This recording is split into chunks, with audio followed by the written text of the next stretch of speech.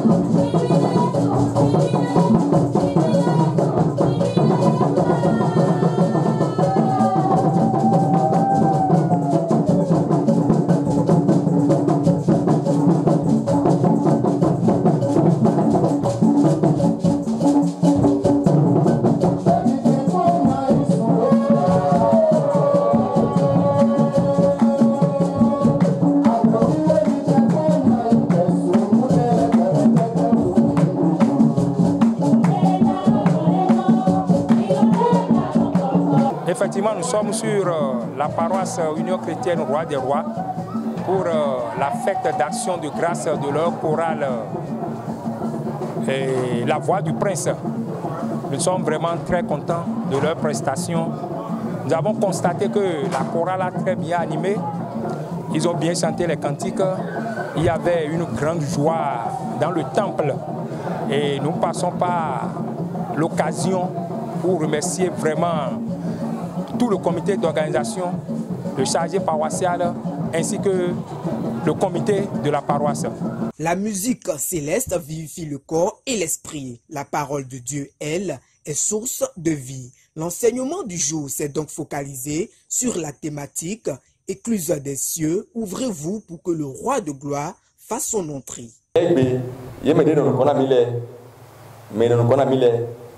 de chorale mais bon on a mis le caca j'ai ni maman de ton côté ni maman on a pas habitué de la mise tourne me dit do bien bo do ko ma modom lo me de je ko na mi le de côté et yo me bo ra igbe ton le bodo carré ton le bodo carré ton le me bodo moto ton le so ke ton le vieux ton le bon le biro ina yi si mon mi lo so ma so ti mo bon, c'est quoi le caméra? Quel est le secret? Non, aucun secret. Aucun secret. Hein? Il m'a aussi c'est nous de n'avoir pas eu le mot pour ne n'avoir pas eu comme c'est tout comment donc pour la sorte de comme le Jésus n'a pas ami et que vous avez et ouais au plus la politique toi à vous mettre en dans les petits d'eau à un peu sur les communs bah pour le faire côté na be bon oui avec l'autre pour le ami le final voici je me tiens à la porte c'est Jésus qui parle et donc on dit on dit et je frappe. Bon, donc on a Si quelqu'un entend ma voix, il a me laissé et ouvre la porte, ouais mon ami j'entrerai chez lui. si et donc la bio pour tomber pour être que na bio Jésus de ouais oui avec au wela de la musique big bomb mi ton le ouais au kwelo gbe beson ko jaiti anjo mais do ko me abi ziblu sinu le aucun avun menu bi dole ajo nu le ajo bi pe ba do ra hun yede na oku no bo ku na bio bi boto e bra sian yi o ne be boto bo sian yi nde pepe diande nye yi se bo boa do de ji bo kan de ji ra mu janwe uno ahun gbe boto e beson wo jaiti kaka azan chanton gbe na wa bon lo sien so mo bo sien so so bo mede magan setena nye yise bo boa to de bo kan de jiro Jésus na wa jao à une seule condition la ndone mu bo to nani bio ko lo gbe bo sien. Les fidèles et les chorales invités, tous réunis dans une belle ambiance fraternelle, ont loué, prié, chanté et dansé en la faveur du Père Céleste Tout-Puissant pour sa bonté dont ils ont bénéficié toute une année durant. Cette joie immense est partagée dans le cœur de tout le peuple.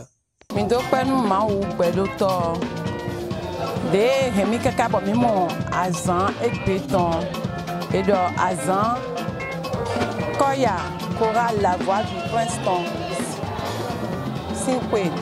Nous devons nous quand on est mis mon ensemble, nous qui connaissons quand on nous diaga. Et nous bois. Et donc mon père, nous t'en d'arriver béo. Maintenant, grand robot. Les amis de président de mon chorale. Qu'est-ce qu'il dit? Bon, nous ah, nous m'avons donné un quand on connaît. Ben là, puis boire des nuits. Bon, dès le bout de demi, on casse si j'ai dit bon ah, n'est pas bloquant.